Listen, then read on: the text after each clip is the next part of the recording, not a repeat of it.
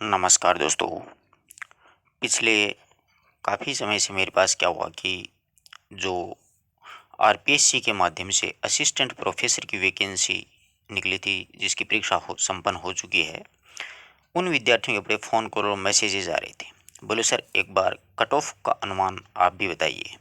जैसा कि मैंने भी काफ़ी वीडियोज़ देखे हैं, टेलीग्राम पे भी देखे हैं, यूट्यूब पे भी देखे हैं, हर जगह कट ऑफ की चर्चा तो होती है एग्ज़ाम के बाद में। तो मैंने पर्सनली बहुत से विद्यार्थियों से संपर्क करके, यानी मेरे पास फ़ोन कॉल मैसेजेस आए, मैंने भी कई विद्यार्थियों को फ़ोन कॉल मैसेजेस किए, उनसे उनके मार्क्स वगैरह पूछे। तो क्या है कि मार्क्स बताने में बड़ी हिचक महसूस हो रही है। एक्चुअली में क्या था कि फर्स्ट पेपर जो था, और जो सेकंड पेपर और थर्ड पेपर सब्जेक्ट के हिंदी के थे, वो यानी तीनों ही पेपर बड़े स्तरीय पेपर आए थे। ऐसा नहीं है, जैसे देखिए 2014 की जो पेपर का अगर अनुमान लगाया जाए, तो इस आधार पे ये मेरिट नहीं निकाली जा सकती। पिछली जो 2014 में असिस्टेंट प्रोफेसर की वैकेंसी आई थी, उसमें जिन लोगों के इंटरव्यू कॉल हुए थे, उनसे भी मेरी बातचीत हुई है, उनसे भी मैंने मार्क्स पूछे हैं, कट ऑफ वगैरह पूछी है। तो अपन इस वीडियो में हिंदी जो सब्जेक्ट है, आप लोग देख रहे हैं, हिंदी की कट ऑफ का एक अनुमान लगाएंगे। देखिए, आप कहाँ तक इसमें सहमत हैं, आप अपने विचार भी ज़रूर बताइएगा और अपने मार्क्स भी बताइएगा कि मेरे यहाँ तक बन रहे हैं और पिछली वैकेंसी में यहाँ तक थे। तो 2014-15 में जो वैकेंसी आई थी, उसमें देखिए सब्जेक्ट के जो पेपर थे ना, उनका कोई खास स्तर नहीं था।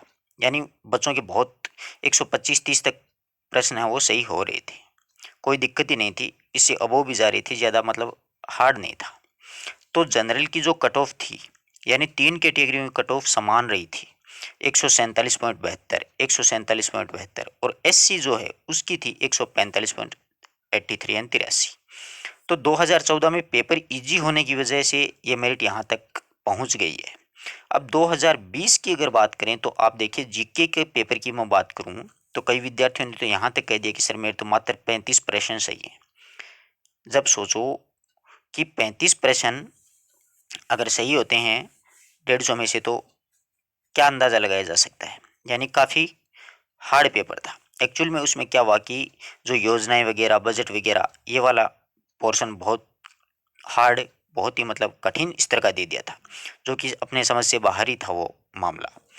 तो अब अगर मैं उन विद्यार्थियों के विचारों से सहमत होकर के अपना खुद के अंदाज से, अनुमान से यहाँ तक पहुँचा हूँ कि जनरल के जो विद्यार्थी हैं, महिला हो चाहे पुरुष हो, 120 से 25 जिसके नंबर बन रहे हैं, वो 100% इंटरव्यू कॉल होगा उस बंदे का। देख लेना चाहिए। क्यों? क्योंकि जीके और सब्जेक्ट दोनों के ही पेपर वास्तव में स्तरीय पेपर थे, बहुत ही शानदार पेपर थे, बहुत हार्ड थे। शानदार क्या कहें आपको, इसलिए मार्क्स नहीं बन रहे विद्यार्थियों के। अब यही स्थिति ओबीसी की भी है। ओबीसी और जनरल के जो विद्यार्थी, महिला हो चाहे पुरुष हो, दोनों के 120 से 25 अगर मार्क्स हैं, तो घबराने की कोई आवश्यकता नहीं है। इससे कम ही रह सकती है, इससे ज़्यादा जाने का कोई चांस नहीं है। अगर किसी, कई विद्यार्थी तो यहाँ तक कह रहे हैं मेरे 135 बन रहे हैं। भैया, कहने से मार्क्स नहीं बनते हैं, या तो आपने ठीक से मिलाया नहीं होगा, यानी अपने मन में ही आप खुश हो रहे होंगे कि हाँ, मेरा पेपर अच्छा हुआ है, जबकि एक बार देख लेना उस पेपर का स्तर। आप असिस्टेंट प्रोफेसर की एग्ज़ाम दे रहे हो, न कि कोई एक रीट परीक्षा की। तो समझ रहे हो बात को, पेपर का स्तर तो आप लोग भी समझते होंगे, आप लोगों ने पेपर दिया है, उसको देखा होगा कहाँ तक है।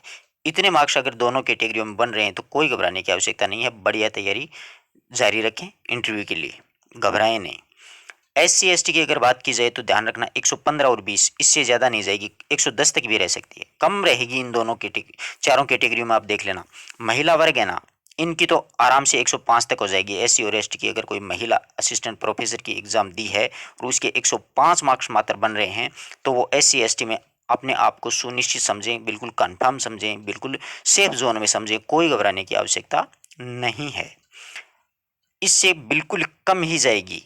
जो पुरुष वर्ग हैं वो 115 से यानी 10 तक है ना, वो भी अपने आप को तैयार रखें, इंटरव्यू के लिए तैयारी करते रहें कि किस प्रकार के प्रश्नोत्तर अपने को इंटरव्यू में पूछे जा सकते हैं। सब्जेक्ट पे आपकी कमांड अच्छी है, तो कोई घबराने की आवश्यकता नहीं है। क्योंकि आप देख सकते हो, देखिए हिंदी के जो पेपर आया था, उसमें हिंदी साहित्य इतिहास भी इजी वे में नहीं पूछा था, पाश्चात्य काव्य शास्त्र भी नहीं पूछी थी, और भारतीय काव्य शास्त्र भी। तीनों जो पार्ट्स हैं वो बिल्कुल स्तर से प्रश्न उठाए गए थे, बहुत ही शानदार प्रश्न उठाए गए थे।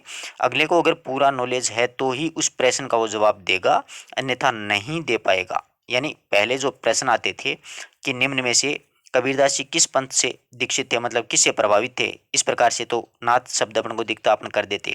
अब ऐसा नहीं था, नाथों में कौन, तीन तो सही मिलेंगे आपको और एक ऑप्शन गलत मिला था उसमें। इस प्रकार के प्रश्न, घुमावदार प्रश्न, परीक्षा प्रणाली बदल दी गई है।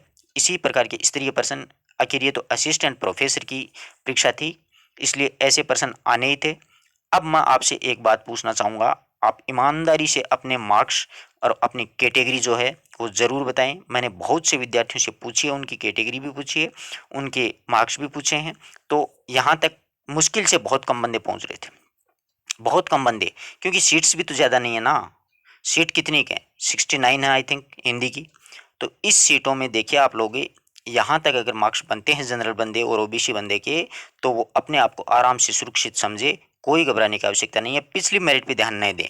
कई विद्यार्थी कह रहे हैं कि सर पिछली बार तो 150 चली गई थी। अरे पिछली बार पेपर का स्तर भी तो बहुत कम था ना, उसको भी तो देखो। मेरिट हमेशा पेपर के स्तर पे रहती है, ये ध्यान रखिए। कभी भी मेरिट है वो ये नहीं है कि मतलब एक दूसरी बात सीट्स पे भी निर्भर करती है मेरिट।